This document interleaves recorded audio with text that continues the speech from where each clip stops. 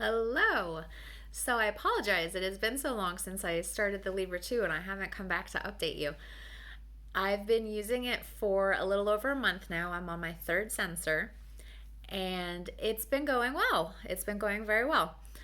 So each sensor, just like the 14 day, they're good for 2 weeks, 14 days.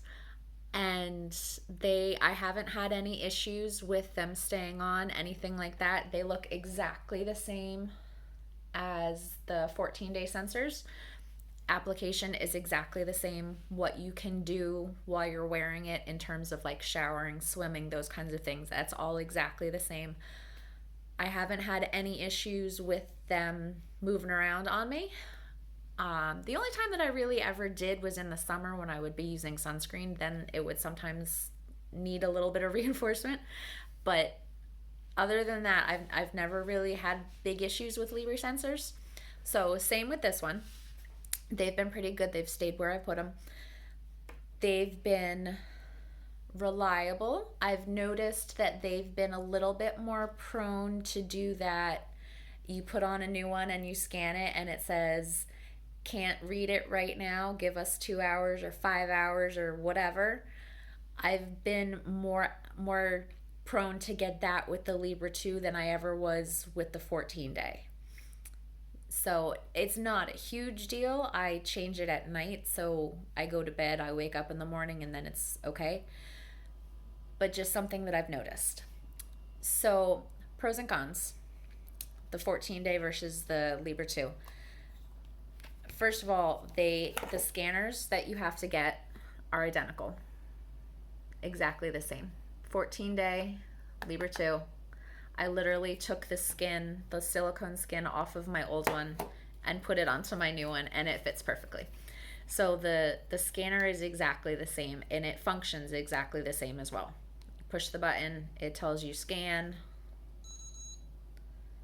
Oh, and did look at that. Glucose reading error, try again in 10 minutes. But it happens.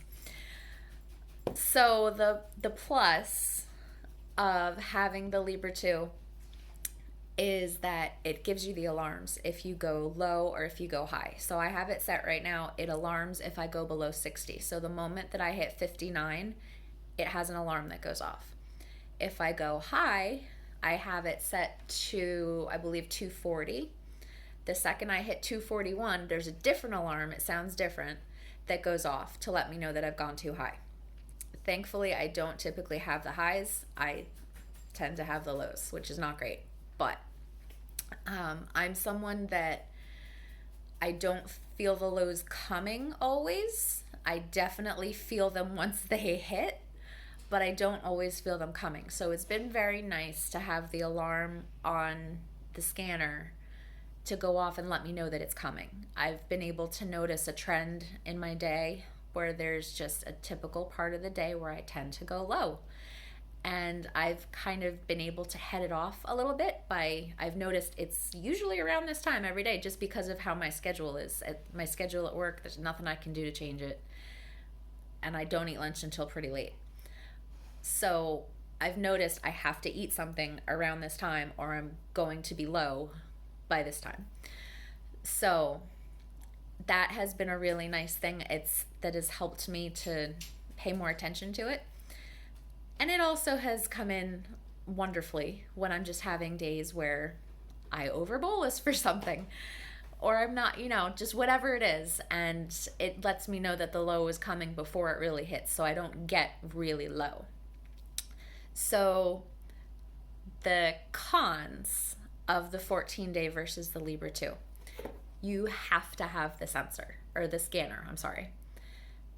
With the 14 day, there's an app that I had on my phone and you could scan with your phone. I scanned with my phone and was able to I left this home. I never took it anywhere with me. I always used my phone when I would go out. I would use this at home every now and then, but the rest of the time I used my phone. So it was just kind of one less thing to have to worry about. And they synced and everything connected in my online account that went to my doctor. It was great. There is no app for this currently.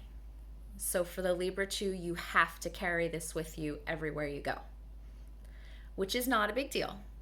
It just means it's something else that I have to remember. So it's phone, scanner, and PDM for my Omnipod, which doesn't sound like a lot, and it's not. It's really not. It's like my stack of things that I have to remember to bring with me when I leave the house. Not a huge deal, and I'm adjusting to it, but I have to say that there were several days at the beginning where I just flat out forgot it because I was not used to bringing it with me. It's not a true PDM, and I say that because it's a flash glucose monitor with alarms. So, like I said, there's no app. You have to use the scanner. You can't just go onto the scanner at any time and look and see what your sugar is. You have to physically scan to see what it is. Yes, they are constantly communicating, and it will let you know if you go too low or too high. But if you want to know what your sugar is, you have to physically scan. So there's no way to do that without actually scanning. And it's not going to do like how Dexcom does, sends alerts that you're low to whoever you put down, your husband, your mother, your whoever. It's not going to do that. All that it does is there's an alarm that goes off. It tells you you have a low alert, scan and find out what your sugar is. You scan, and that turns off the alert. That's it. So I don't know. It kind of is dependent on what you need. The other thing too, because they're constantly talking, the battery on this one goes a lot quicker than the battery on this one ever did. It seemed like it was really, really often. So I made sure that I really paid attention the last time, and it was 5 days that it lasted. So 5.5. So it's typically 5.5, 6 days ish. I have to charge this. Where this, because I was using my phone most of the time, I charged this maybe once a month, maybe.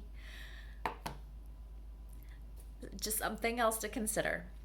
I've had days where I've gotten up in the morning and scanned it for breakfast and realized, oh, it's low, and had to take the charger with me to work and plug it in there. Again, not a huge deal. Just something that could come up that's something to consider. So ultimately, both systems are very reliable. I've found them to be very close to my meter readings, the 14-day and the Libre 2. I've had several times with the Libre 2 where it's been right on, and I had that with the 14-day as well. It all depends on whether or not you want that alert that it's coming, that the low is coming. If you're someone that feels the low coming, then you might not need it, really. You might be okay with just doing the 14-day. And, you feel it coming, you scan, and you can deal with it. But if you're someone that doesn't feel the low coming, it's worth every penny. No question. I teach first grade, I've been mid-lesson, and all of a sudden my thing is beeping, and I'm going, and I'm like, gotta stop and eat something. And my students are wondering why I get candy in the middle of math. And I'm like, you guys, it's whatever. But I don't feel it coming a lot of the time. I don't feel it until it hits. So it's been a wonderful thing to have it let me know, to have it warn me, so that I don't get to the super low, so that it can kind of stay like at that 60 and then just go back up. There is a difference in cost. It's not tremendous. With my insurance, I paid about $200 for a 3-month supply of the sensors. So not horrendous by any means, but definitely quite a bit more than I was paying for the 14-day sensors. So it's something else to consider. So ultimately, they're both really great systems. I was happy with the 14-day. I really was intrigued by the features that the two offered. I'm going to stick with the Libre 2 at this point. I like having the alarms.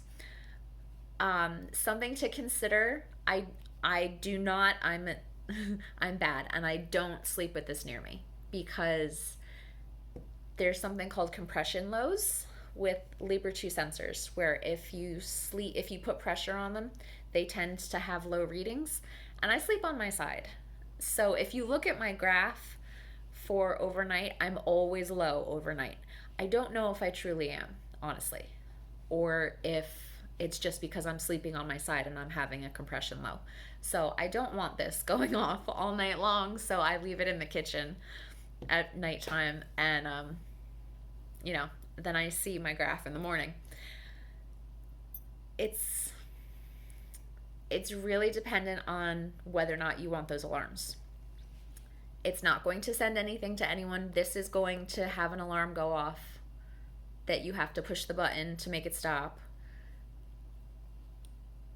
And that's the main feature. That's what it's going to do. I have found it to be incredibly helpful, and I am definitely sticking with the system. It depends though for you on what you feel you need. If you're okay without the alarms or if you need them. This is a really great way to get a system that's not too expensive, but that will alert you when you're having a high, when you're having a low. So I didn't have to spend the thousands of dollars for a Dexcom to get alarms. I was able to do it for much, much less. So it's a really fantastic option. I've liked it quite a bit while I've been using it, and I definitely would recommend it.